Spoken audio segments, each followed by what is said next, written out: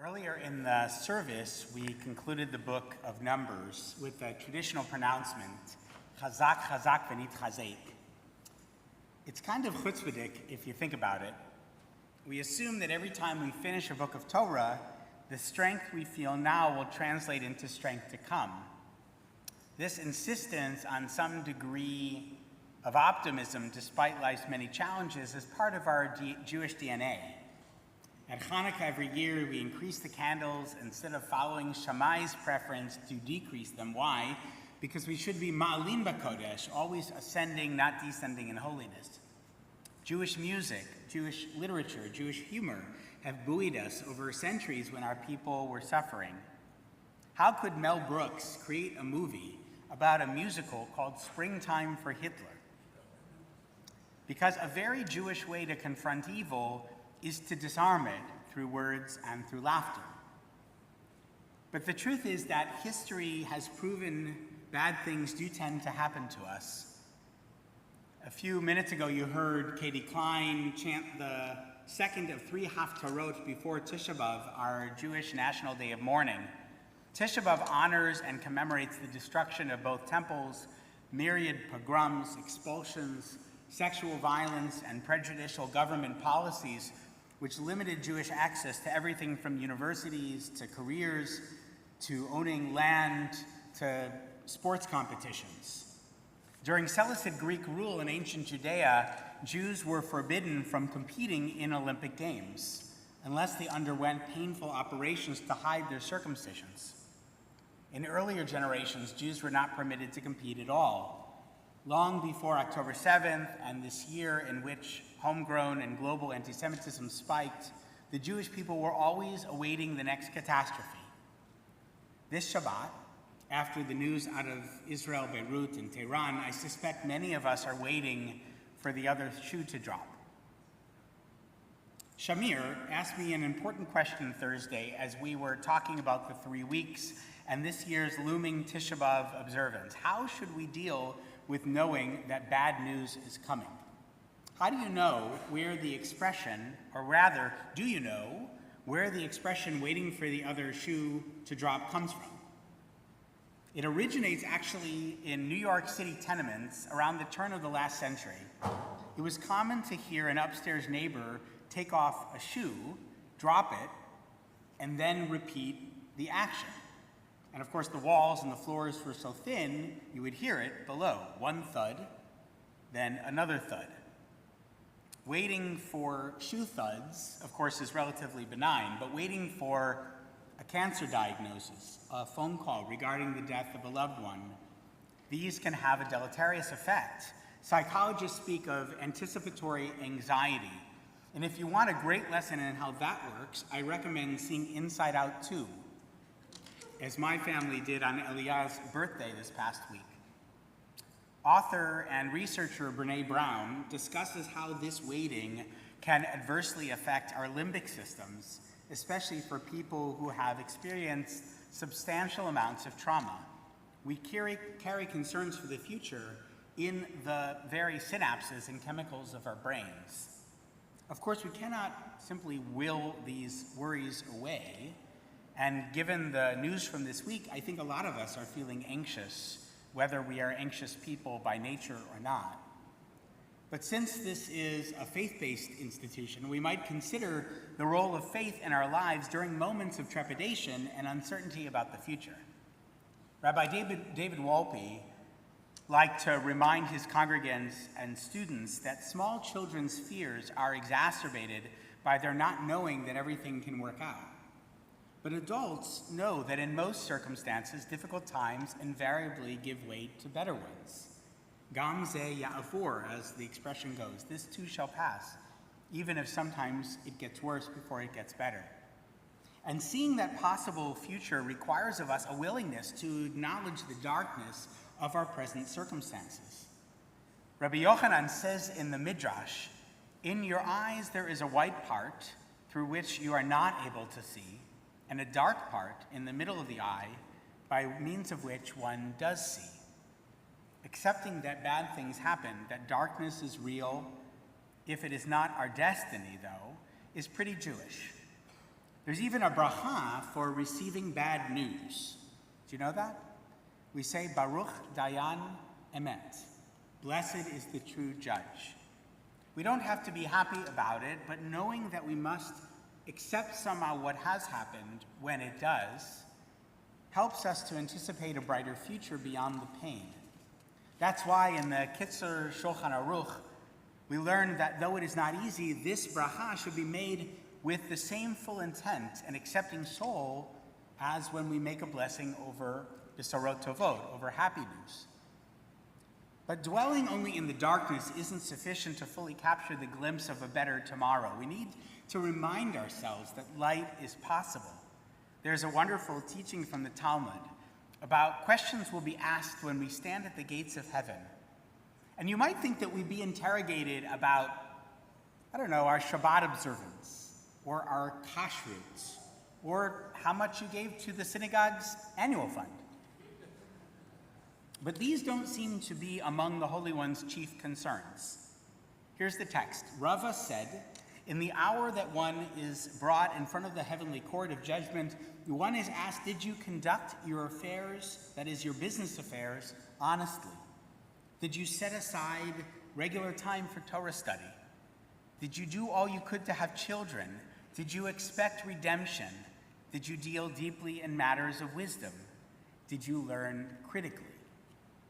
Each question is worth exploring, but in dark times, when we're uncertain about the future, I linger on that query, Tzipita Lishua. Did you expect redemption? Did you live a life in which you remembered things don't just get worse, they often get better?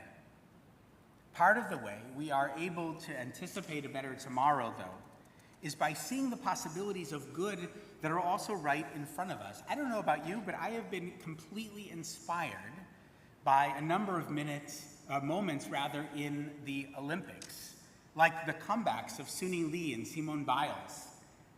These extraordinary athletes overcame incredible challenges to shine in Paris this week. And watching the live footage of Evan Gishkovich, Alsu Kurmasheva, and Paul Whelan hugging President Biden and Vice President Harris on the tarmac, then embracing their families, really brought me to tears. And it made me hope and pray for a moment soon when Hirsch Goldberg Poland and dozens of other Israeli hostages will be able to do the same with their families. The special Haftorah that we read today for this period, Bein HaMitzarim, the 3 weeks of narrowness and constriction, concludes with the line, Halo me'ata karat li avi aluf ne'uri ata. Just now you called to me, Father, you are the companion of my youth. Mishpacha triumphs. Family surpasses adversity. So I want to conclude with words not from a blood relative, but a colleague, a member of our Jewish family, an Israeli rabbi at a synagogue near the Lebanese border, and the current president of the Masorti Movement's Rabbinical Assembly in Israel. Rabbi Natalie Lestragere wrote from Kfar Vradim in the Western Galilee, marking 300 days of war and 300 days of darkness for the hostages in Gaza. I'd like to read to you from that letter, which for me helped to frame this moment while we anxiously await the next shoe. Dear friends, both near and far, may God be with you. Tomorrow morning, just before we return the Torah scroll to its place, we will stand and bless the incoming month, the month of Av. The sages already knew how to give it a nickname, Menachem Av, in the hope that the days of calamity that befell Israel in the past would give way to joy and salvation. On the same day that the temple was destroyed, Menachem, Comforter, was also born. Comfort carries within it hope. There is no comfort without it. The ability to come and raise a person from their sorrow, mourning, and pain lies in the faith and hope that tomorrow will be better than yesterday. And the place of loss will be filled with life and joy. Comfort must come with hope. We know that. And for 300 days now, we have been in painful mourning for those who will never return after they were brutally murdered on the 7th of October. 300 days of fighting for our right as citizens of Israel to live in peace and security. A war that has claimed many hundreds of soldiers who gave their lives for this cause.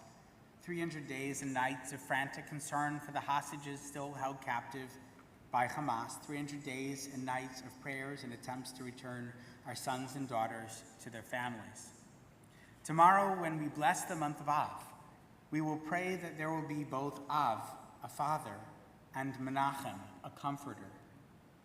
Not all of you know me, so here's a short summary. My name is Natalie. I'm the rabbi of the Masorti family minyan in Kfar Vradim, a small and wonderful community that has existed for about 30 years. I've been living here for 8 years in a village located in the Western Galilee, 9 kilometers from the Lebanese border. I have 3 children and 6 granddaughters and grandsons who have not come to their grandmother's house in the north for 300 days, because here for 300 days there has been war and no peace. For, and now she's quoting from last week's Haftorah, from the north shall disaster break loose, such that the Iron Dome battery located at the edge of the village is active, unfortunately, almost every day. Romi Gonen, the daughter of Eitan and Meirav, members of our community, was kidnapped by terrorists from the escape route from the Nova Party. Romi will be 24 years old in a few days. She has already been in the hands of the worst and cruelest of our enemies for 300 days and nights, along with 114 other hostages, and it's impossible to breathe anymore, and there are no words, truly. I will not speak at length about the basic uncertainty we have lived in since. The moment the alarm sounds, we have between 0 to 15 seconds to run to a protected space. Just try to think what it means to live in such consciousness. How can you go out shopping in such a situation? What does it mean to take children to school, to visit friends? How do you conduct a funeral, or indeed a bar mitzvah or holiday in such a way? How do you get around on the road when at any moment a missile can fall from Lebanon in an open area with no nearby protected space to run to, and all that remains is to lie on the ground with your hands on your head and pray? It exacts a heavy and terrible price every day. A week ago, on Saturday afternoon, it was 12 children from Majdal Shams, a Druze settlement at the foot of Mount Hermon, who were hit by a Burkan missile, a direct-fire missile that gave no chance to anyone within a 30-meter radius of the place it fell, a fall that came along with a siren. The Druze, our siblings and neighbors, lost 10 heroic fighters in this war alone, to which were added with great regret 12 boys and girls and dozens of wounded. Their pain and outcry and ours is heard all over the world.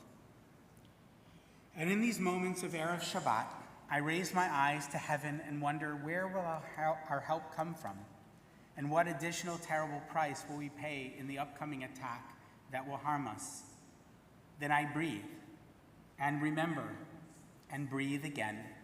And I try to focus my spirit and energy on the hopes of generations, on the words of the prophecies.